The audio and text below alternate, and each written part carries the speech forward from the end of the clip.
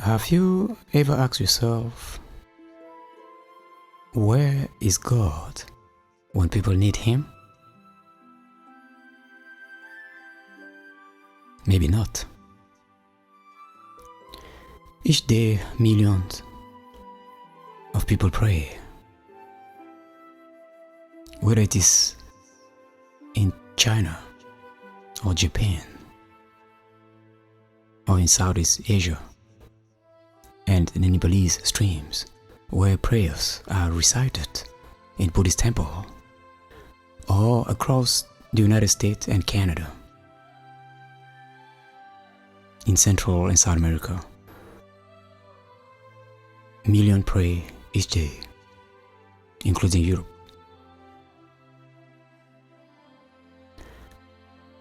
What happens to all those prayers? Where do they go? Does anyone hear them? Are many of them answered?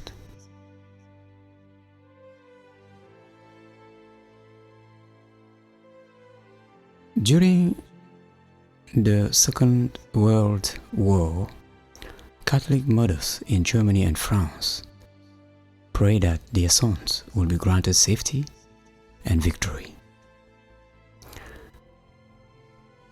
Priests, on the other hand, recited the same petition to the same God, asking for the same thing. But during the German advance into France, those prayers went up to God from opposing sides. Wasn't this a little confusing to God?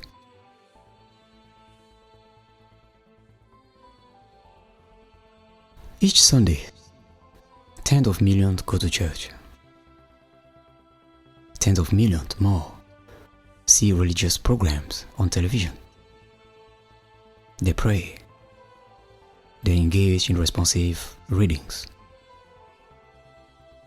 Millions recite the Lord's Prayer each week. How many of those prayers are answered? I mean, really answered in a definitive and perhaps even a more spectacular way.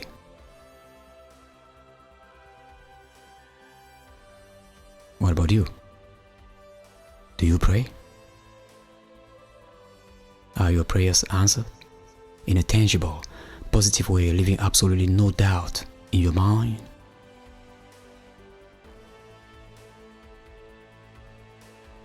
Sometimes, failing to receive an answer to prayer can prove frustrating.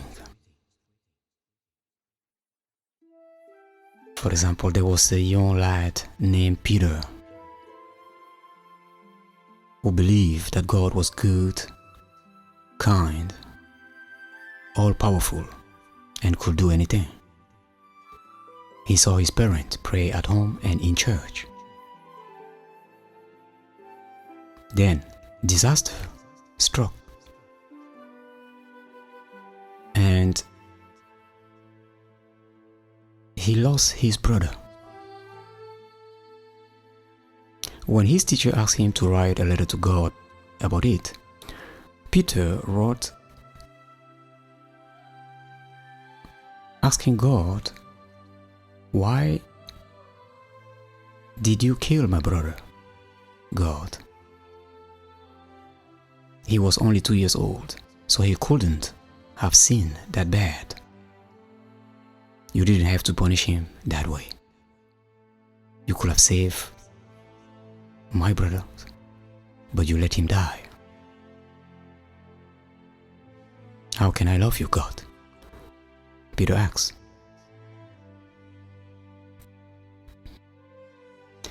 Now, Peter's letter is exactly the way millions of people feel. So the question is, why does God hide himself?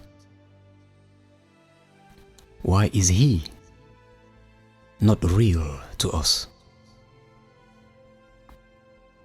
Why does God allow things such as wars sickness and disease, rape, murder, tragedy, accident, death.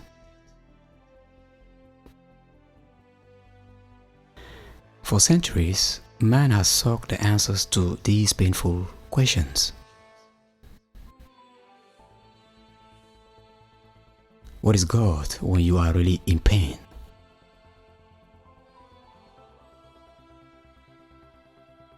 Philosophers and theologians alike fail to provide us with ready answers.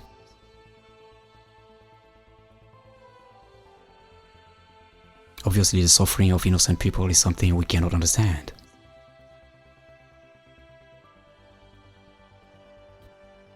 Pastors have sought for generations to comfort the bereaved at funerals, trying to provide some insight into the bitter question, why? Why this or that person? Why now? And why that way?